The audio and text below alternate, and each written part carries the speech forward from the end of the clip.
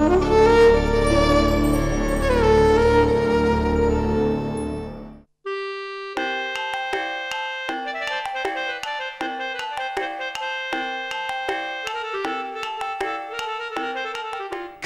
kegiatan agama di surau-surau tak lepas dari sejarah reformasi Islam yang muncul di Minang pada abad ke-18.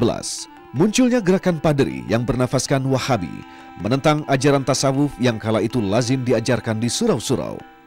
Gerakan Padri yang menamai diri kaum putih menganggap beberapa prosesi dalam aliran tasawuf menyalahi syariat agama. Namun konflik tersebut tak berlangsung lama. Kedua kubu menyadari bahwa mereka hanyalah korban adu domba dari penjajah Belanda. Pada zaman gerakan Padri tahun 1803 sampai 1821, kemudian ada Perang Padri 1821 sampai 1837. Kalau gerakan Padri itu adalah gerakan yang menyebut dirinya kaum putih, ya kaum agama, yang pada waktu itu ada konflik dengan kaum yang berlambang hitam, kaum adat, di mana dianggap oleh kaum agama ini, kaum adat banyak yang terpengaruh oleh hal-hal yang sifatnya tidak sesuai dengan Islam.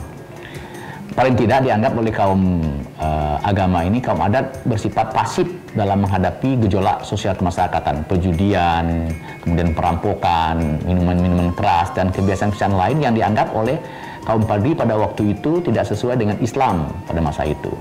Tetapi belakangan itu mereka mendapatkan satu kesepakatan bahwa sebetulnya mereka konflik itu bukan maunya mereka, itu hanya dikipas-kipas oleh Belanda.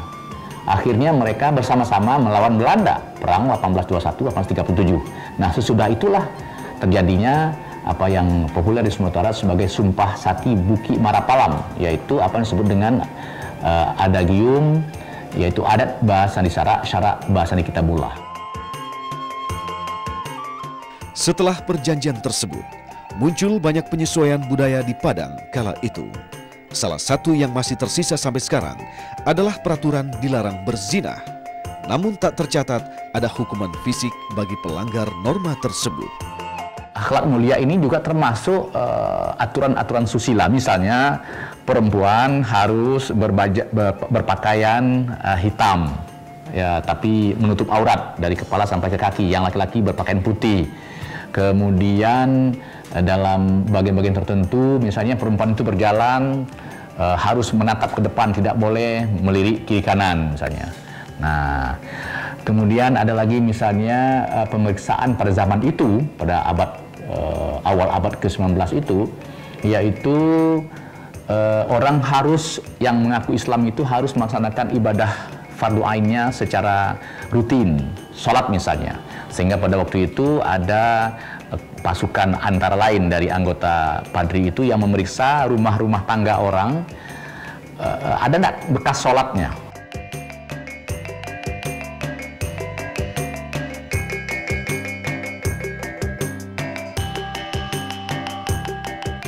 Kalau orang berzina misalnya itu memang harusnya kan dirajam, tapi di sini ada hukuman adat yang lebih daripada rajam, yaitu dibuang sepanjang negari, kemudian mereka itu dipermalukan, kemudian mereka tidak boleh lagi pulang ke kampungnya.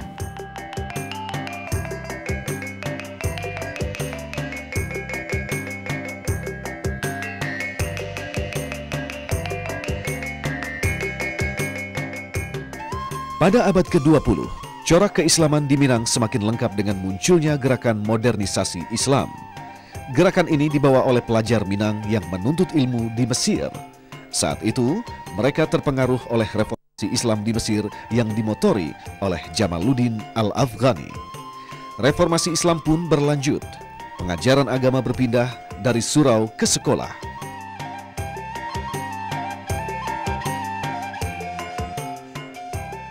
Kota Padang sendiri memiliki andil besar dalam reformasi tersebut.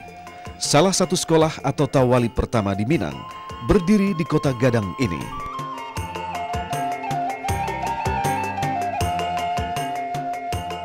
Tawalib itu ada beberapa di Sumatera Barat. Yang pertama Tawalib Parabe di Bukit Tinggi atau di Agam, kemudian Tawalib di Padang Panjang.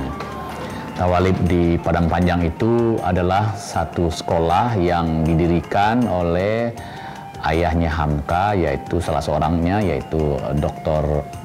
Abdul Karim Amrullah, di mana pada waktu itu beliau belum doktor, karena beliau mendapat doktor itu pada tahun 1925 dari Al-Azhar Kairo. Nah, kemudian bersama-sama dengan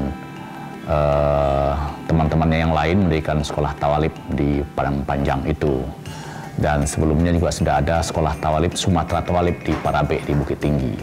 Diniah Putri itu pada mulanya adalah bagian putri dari tawalib. Setahu saya itu bagian putri di tawalib pada mulanya, tapi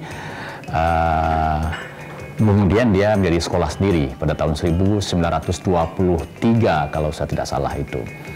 Yang dimana pendirinya itu ada saudaranya yaitu Rahmah El Yunusia, kemudian kakaknya Zainuddin Labai El Yunusi. Sekolah Diniah Putri yang didirikan oleh Rahmah El Yunusia bisa dibilang merupakan sekolah perempuan pertama di Indonesia. Tawalib dan sekolah Diniah Putri ini juga memelopori kurikulum pesantren modern. Murid yang mondok di sekolah tersebut diajari beberapa bahasa asing, kurikulum agama dan kurikulum sekolah biasa, sekaligus dibimbing untuk berperilaku sopan. Adat Basandi Syarak, Syarak Basandi Kitabullah. Adat bersendikan syariah, syariah bersendikan kitab Allah. Adagium ini begitu tepat menggambarkan nuansa keislaman di Minang, terutama di kota Padang. Meski tingginya angka perantauan membuat surau-surau tak lagi ramai, namun semangat muda-mudi untuk terus menuntut ilmu agama sekaligus memegang kuat adat, membuat ajaran Islam tetap bersemi.